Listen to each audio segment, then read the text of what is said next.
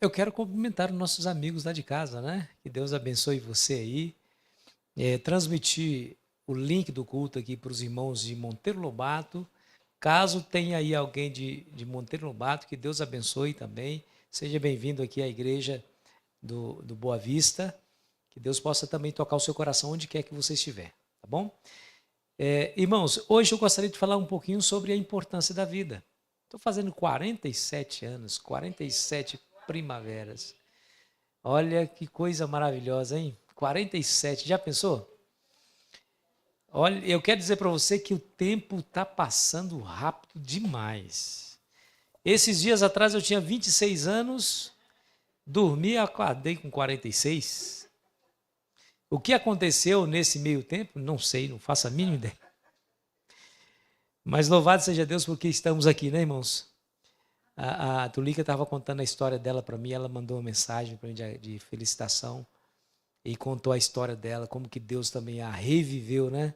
Deu-lhe uma segunda chance. Que história dramática, viu, Tulica? Louvado seja Deus pela sua vida, viu? E todos nós aqui, se nós contar, o Wesley estava contando aí também, todos nós temos um milagre para contar, né? Ou vários milagres. A nossa vida é um milagre. A nossa vida é um testemunho vivo do poder de Deus sobre nós. Ou seja, qualquer um lá fora pode ter o direito de duvidar de Deus, mas nós aqui temos esse direito. Porque Deus agiu em nossa vida e age todos os dias. Então, por isso a importância da vida. Gostaria de fazer uma breve reflexão aqui. É uma pergunta filosófica, ampla, demanda várias respostas, mas ela é importante ser feita nesse momento. O que é a vida? O que é a vida, né? Bom, para alguns, a vida é uma série de oportunidades. Oportunidade de fazer amigos, de ter uma profissão, de se dedicar a ela, de ganhar muito dinheiro, de obter o máximo de prazer possível, de ser feliz. Oportunidade. A vida se concentra e se resume em oportunidades. E a máxima dessas pessoas é: aproveite a oportunidade porque ela não volta mais. Quando ela aparecer diante de você, agarre-a com unhas e dentes. Agora, para outros, a vida é um curto espaço de tempo que Deus nos deu aqui nessa terra, com a finalidade de quê? De que nós o conheçamos, com a finalidade de que nós possamos viver com Ele e para Ele e por Ele nessa terra. Para esses, a vida gira em torno de, primeiro, agradar a Deus, viver feliz com a família e ajudar e amar o próximo. Vamos analisar esses dois aspectos do que é a vida. Vamos analisar a resposta, essas duas respostas à pergunta o que é a vida, para esse grupo de pessoas que entende que a vida é uma coleção de oportunidades e para aqueles que entendem que a vida, na verdade, é um curto espaço de tempo e uma chance de você conhecer o Criador, reverenciá-lo e amá-lo, viver por Ele, para Ele e com Ele. Bom, vamos primeiro pegar o primeiro grupo, né? Aqueles que entendem que a vida é uma série de oportunidades. Bom, quem vive por oportunidade, irmãos, vai viver e vai lutar o tempo todo para alcançar o mais alto nível. Quem vive por oportunidade. Bom, isso se traduz em cursar uma boa faculdade, universidade,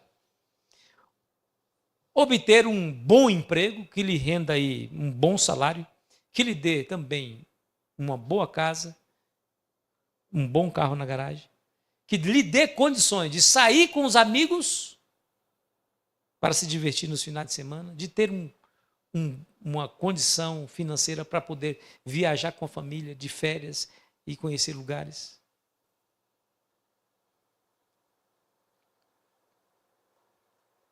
Mas eu quero dizer para vocês que as pessoas que vivem por oportunidade, elas tendem a se desanimar quando as coisas não acontecem como o proposto.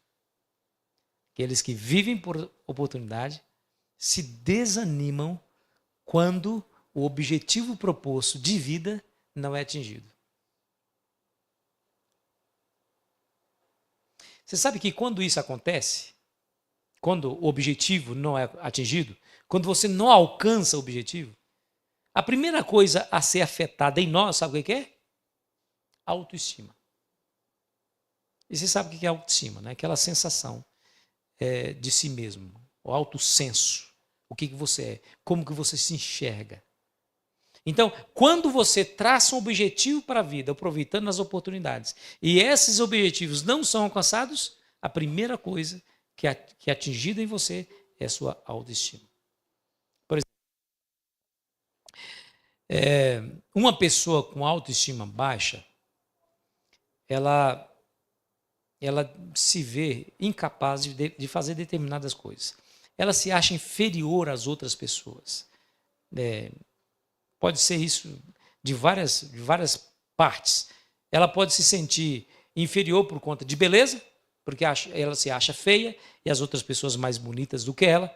Ela pode se achar inferior por causa da sua capacidade intelectual, porque ela não consegue atingir o nível intelectual dos seus colegas, seus amigos, seus familiares. Ou capacidade profissional. Alguns conseguem algum nível de prosperidade, ela não. Então ela se sente deprimida por conta disso. E também por questões emocionais e relacionais. Em resumo, aquele que vive por oportunidades, por objetivos de ter uma vida melhor aqui nessa terra, em resumo, a vida dessas pessoas se traduz em um verdadeiro jogo de perder e ganhar. E o problema de tudo isso é que o eu está no centro. O eu está no centro. Mas e se eu não conseguir? Ou eu consegui, olha o que eu consegui. Consegui construir uma família bonita, consegui um bom emprego, consegui me formar na universidade, consegui fazer a minha primeira viagem internacional, consegui. O eu sempre está no centro, sempre está na primazia. Mas eu não quero dizer com isso que essas pessoas que vivem por oportunidade são infelizes, não. Elas sentem um grau de realização. Elas têm um grau de realização considerável. E isso traz para ela contentamento, realização e um sentimento positivo, emocional. Não estou dizendo que essas pessoas são infelizes. Eu estou dizendo que elas sentem algum grau de alegria e de satisfação. Esses são aquelas pessoas que vivem pelo ter. Pelo ter. Ter uma boa família, ter um bom emprego, fazer uma boa viagem, ter boas sensações na vida, de obter a felicidade. Agora, por outro lado, tem aqueles que conseguiram alcançar um nível, eu entendo, eu estou fazendo aqui a reflexão sobre esses dois tipos de pessoas, aqueles que vivem por oportunidade e aqueles que vivem para Deus, mas eu posso dizer, por experiência própria, que o grupo que vive para Deus tem mais chance de ser feliz. Ou eu digo mais, o grupo que entendeu que viver para Deus, conhecê-lo, relacionar com Ele, esse grupo atingiu um nível de maturidade maior do que aqueles que ainda estão no campo do material, do obter, do ter. Esse grupo que entende que deve conhecer a Deus e viver para Ele, esse grupo é aquele que valoriza mais o ser do que o ter. Vamos ver. Essas pessoas que buscam a Deus, se concentram em relacionar-se com Ele, agradar-lhe, elas normalmente se deixam profundamente influenciar por um livro de praxes, a Bíblia Sagrada. A Bíblia Sagrada é o que dá rumo, sentido a sua existência? A Bíblia. Então, toda e qualquer filosofia, crença, objetivo é avaliado à luz da Bíblia. Por exemplo, se ele entende que deve ter uma boa casa, eu acho que isso não é nenhum pecado, você lutar para ter uma casa boa e confortável, mas se ele entende que esse objetivo passa por cima de algum princípio ensinado na Bíblia, ele prioriza o que está na Bíblia em detrimento do seu objetivo e sonho de obter, por exemplo, a casa dos sonhos. Então, o livro de praxes, para essas pessoas, é a Bíblia e eles a colocam em primeiro lugar. Dando a Deus a primazia, dando a Deus o primeiro lugar na sua vida. 3 textos na Bíblia norteiam o pensamento daqueles que vivem para Deus, vive por Ele e para Ele. Salmos 37, versículo 4. Vamos ler? Salmos 37, versículo 4 e 5. Aqui no Velho Testamento, esses 2 versículos. Salmos 37, versículo 4 e o versículo 5. E depois nós temos um outro texto no Novo Testamento. Escute bem. 37, versículo 4 diz assim: agrada-te do Senhor e Ele satisfará o quê? Os desejos do seu coração.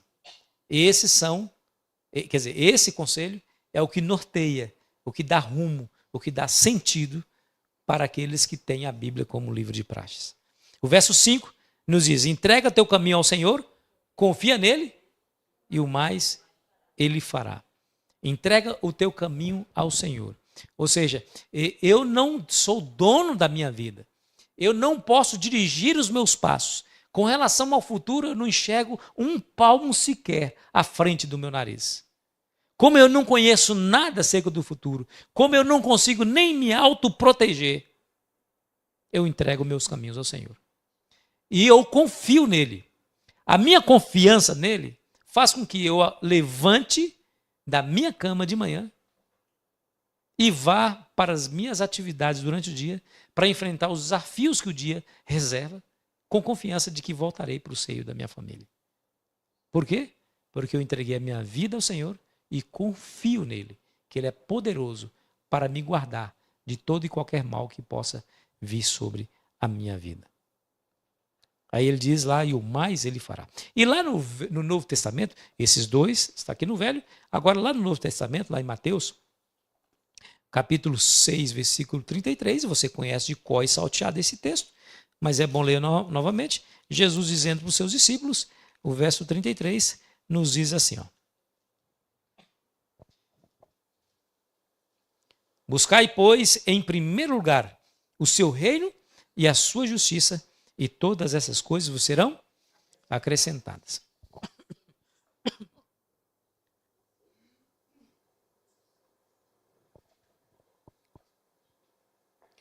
Então você percebe que aqueles que têm a Deus como seu Criador, que eles amarem, reverenciarem, andarem lado a lado com Deus, colocá-lo em primeiro lugar na sua vida, se baseiam exatamente nesse princípio imortalizado nas Sagradas Escrituras, tanto no Velho como no Novo Testamento. 3 textos, 2 no Velho, 1 no Testamento, para dizer assim, ó: primeiro Deus, primeiro Deus, primeiro Deus. Ponto final.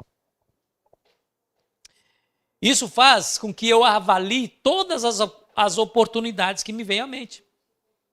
Todas as oportunidades que venham nas minhas mãos serão avaliadas com esse princípio em meu coração. Primeiro, Deus. Então, esse indivíduo ele vai ser fiel a Deus, independentemente se a oportunidade que lhe for colocada à frente é uma oportunidade maravilhosa, extraordinária. Mas e se fere esse princípio? Primeiro, Deus. Esse indivíduo que vive para Deus, que vive com Deus e que vive por Deus, vai priorizá-lo em primeiro lugar. Bom, essas pessoas também sabem que, de acordo com esse livro aqui, o cuidado da família é de extrema importância. O próprio Deus escreveu nas tábuas de pedra um mandamento que diz: honra teu pai e tua mãe, para que se prolongue teus dias na terra que o Senhor teu Deus te dá. Tamanha a importância que esse Deus dá para a família. Então, esse indivíduo aqui, ó, que prioriza Deus no seu relacionamento, ele vai viver em prol da sua família. A sua alegria, a sua felicidade é a sua família. Viajar sem família, que sentido que tem? Nós estávamos vendo, eu e a Luz estávamos vendo o sobrinho dela, o Anderson, viajando lá para o México, sozinho. Sozinho. Pegava o carro e aquilo lá para ele era uma realização. Eu não conhecia Salvador, não conhecia, na Bahia. E aí, por causa do trabalho, como departamental, eu tive que viajar para visitar o IAN e o avião descer em Salvador. Então eu tinha que ficar um dia lá para depois viajar para o IAN. Aí eu tive o privilégio de ir no Pelourinho, Farol da Barra, elevador Lacerda, eu não sei que beleza que aquilo tem. O elevador Lacerda eu pensava que era assim, ó, era um elevador de vidro, né? Você entrava, grande, aí você ia subindo, aí você ia ver aquele mar lindo, maravilhoso na sua frente. Que nada. É um elevador normal como qualquer outro prédio, tudo fechado, você não vê nada. Só é porque ele está construído na frente da Bahia, ou seja, do mar, assim você vê, mas você tem que sair fora dele para ver. Mas o próprio elevador não é nada. Aí eu estava lá, vendo o elevador, Lacerda, o Pelourinho, o farol da Barra, tudo aquilo. Mas que tristeza. Não tinha minha esposa, não tinha meus filhos. Para mim não teve graça nenhuma. Aí o que eu fiz? Nas próximas férias, levei todo mundo para lá. Aí voltei nos mesmos lugares e foi uma maravilha. O Pelourinho foi uma maravilha, o Farol da Barra, mas que coisa mais linda. Até o elevador Lacerda. Tirei foto, irmãos, está nas redes sociais. Tirei foto, está lá. Por quê? Porque é a família. É a família. A gente vive em prol da família. Quem que foi que nos ensinou isso? Foi Deus. Porque foi Deus que nos deu a família.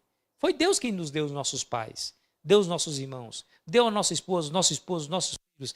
Tudo pertence a Ele e tudo volta para Ele. Ó, essas são as pessoas que priorizam Deus como primeiro lugar. Ok, elas entenderam que Deus tem que estar em primeiro lugar pela Bíblia, mas elas entenderam também que cuidado com a família também é extremamente importante pela Bíblia. A Bíblia foi que ensinou, honra pai e mãe. E fala sobre a criação de filhos, educais os filhos no temor do Senhor. Não provoqueis a iras em vossos filhos. Filhos, honrai pai e mãe, enfim. Mas também eles entenderam pela Bíblia que nós devemos amar o próximo como a nós mesmos.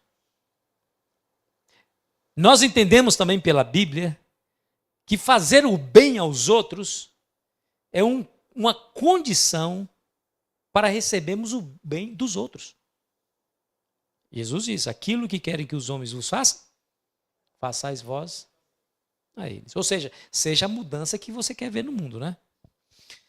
Em outras palavras, nós vivemos para Deus, para a família e para o próximo.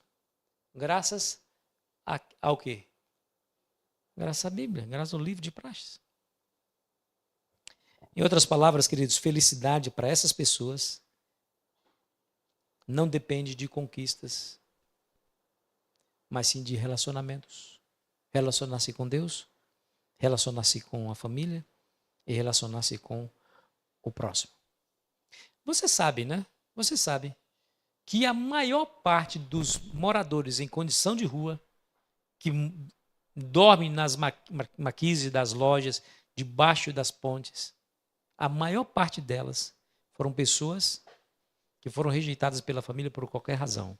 Ou porque por uso de drogas, ou porque a esposa mandou embora, ou o esposo mandou embora, ou o pai mandou embora.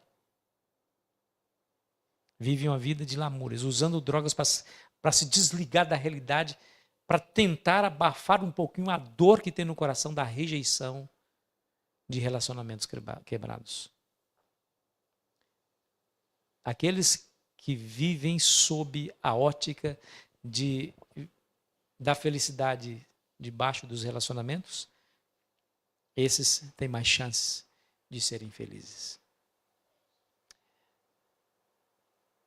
Eu mostrei uma foto aqui outro dia para vocês. Você se lembra de um ator da Globo, né? Que se matou. Eu não lembro agora o nome dele, é um senhorzinho. Fazia até comédia.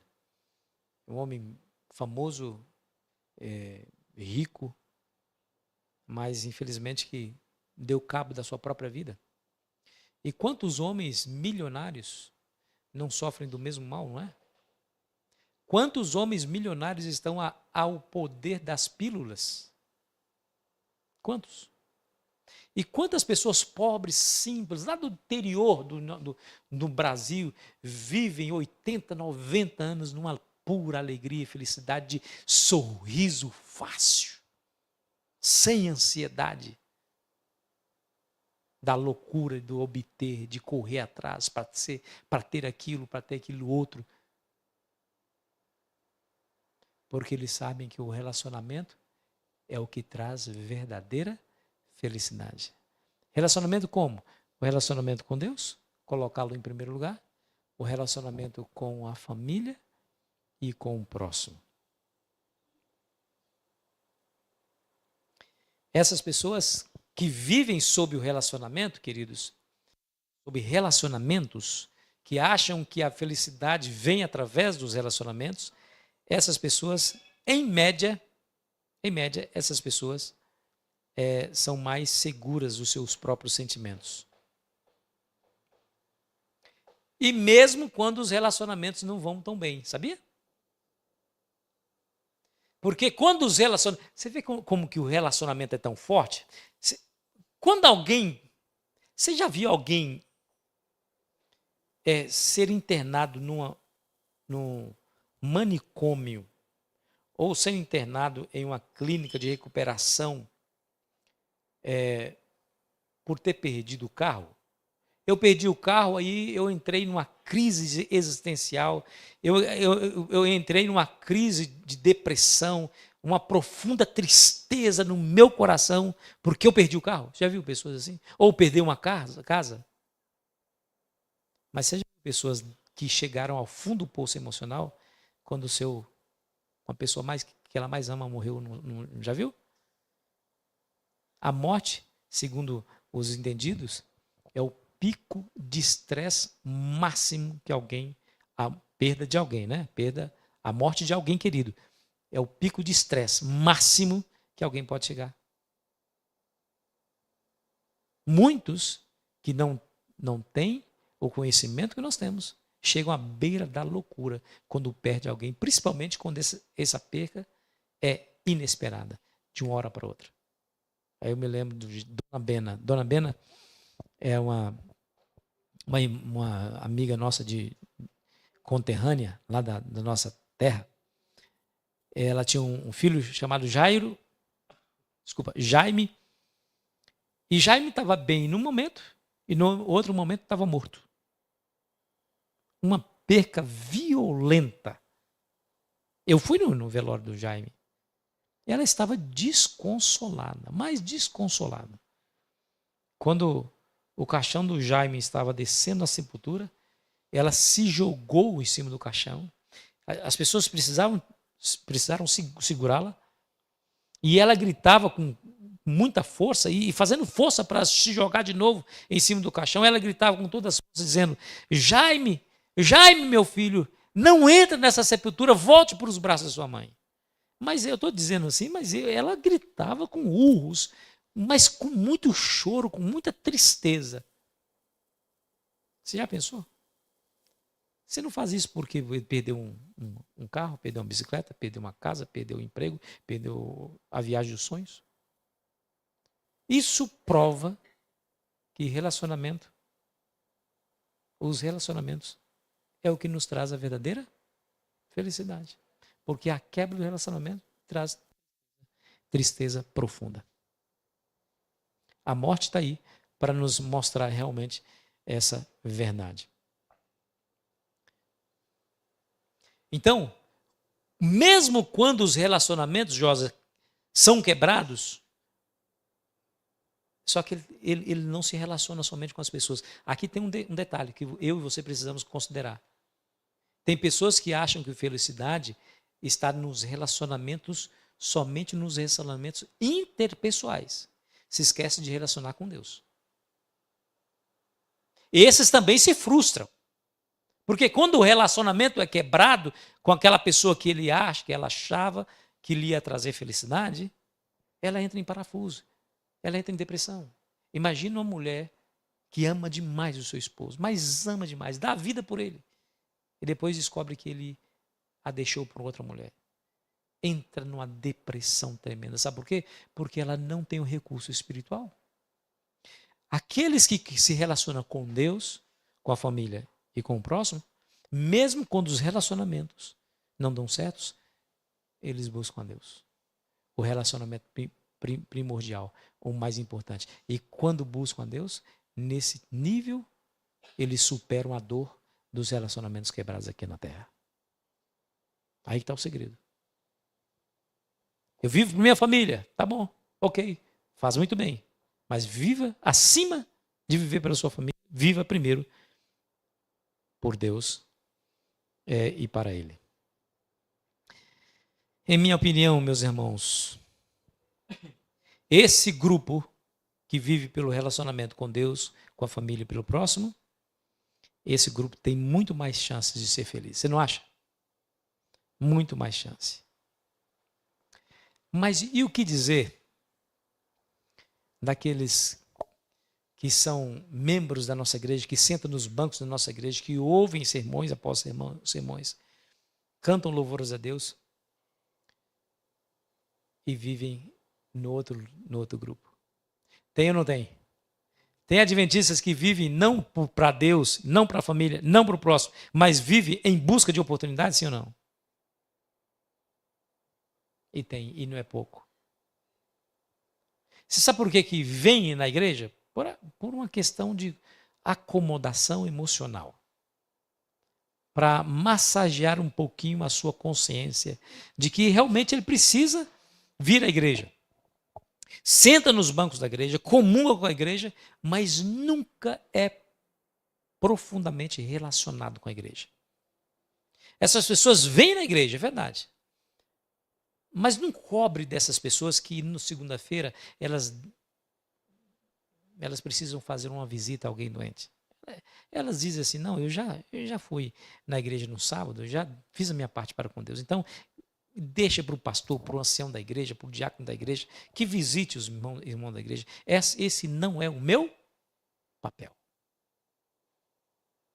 Então, não cobre dessa pessoa que ela deva, durante a semana, dar um estudo bíblico, por exemplo. Porque ela entende que a única parte que lhe cabe no relacionamento espiritual é sentar na igreja, como se a igreja fosse um amuleto. E ouvir o que ali é dito. E depois volta para casa. Ah, queridos, esses se frustrarão mais amargamente do que aqueles que buscam também felicidade pelas oportunidades, mas não têm Deus na vida. Sabe por quê? Porque vem aquela sensação do quase salvo, mas totalmente. Aquela sensação de nadei, estava tão perto e não consegui alcançar. Findou o verão, passou a cega e eu não estou salvo. Que triste, irmão. Esses poderão até dizer, Senhor, não expulsamos demônios em teu nome. Não fizemos milagres em teu nome. Não profetizamos em teu nome. Ouvirão dos lábios de Cristo talvez a frase mais dura, mais triste que um ser humano pode ouvir de Jesus. Afastai-vos de mim, vós que praticai iniquidade, porque na verdade não vos. Você sabe por quê? Porque ele conhecia muito bem a igreja, os programas da igreja, os pregadores da igreja, o livro que a igreja referencia, que é a Bíblia, mas não conhecia o Deus da igreja. Então, queridos amigos, essa oportunidade que nós estamos aqui para fazer essa reflexão também é uma oportunidade para que você também tome uma decisão. A sua decisão de você buscar a felicidade naquilo que realmente traz felicidade, no caminho que realmente faz você chegar até a felicidade. Nunca se esqueça, morra pobre nesse mundo, mas morra feliz com Deus, com a família e com os amigos. Porque do contrário, podemos ser miseráveis dentro de um palácio. Miseráveis dentro de um palácio. E o exemplo que eu dou disso chama-se Michael Jackson. Pobre homem rico. Michael Jackson só tinha dinheiro. Michael Jackson só tinha dinheiro. Michael Jackson só tinha fama. Não tinha paz. Não tinha satisfação pessoal. Ele se olhava no espelho e ele precisava de uma nova cirurgia porque ele não se contentava com a aparência que ele via. Aquele homem vivia sozinho. Eu me lembro de um vídeo que ele estava com Macaulay Culkin, Macaulay Culkin e outro lá, 3 pessoas, brincando no Neverland, que é um Terra do Nunca, que era um gigantesco parque de diversão dele, que ele comprou, dele. Só estavam os 3 brincando lá, os 3 brincando. Os 3. Pobre homem rico.